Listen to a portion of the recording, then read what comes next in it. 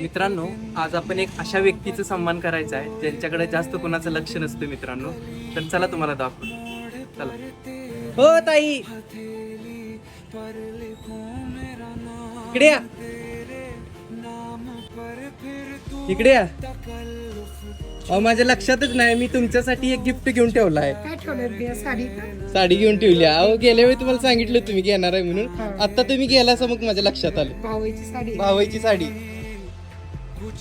आहे का चांगली? हो छान आहे. फुलेऱ्यावर निसली ती नक्की हो 100%. चांगली आहे ना का? होय छान आहे. हे आशीर्वाद द्या चांगलं. जिंदगी कुछ तो बता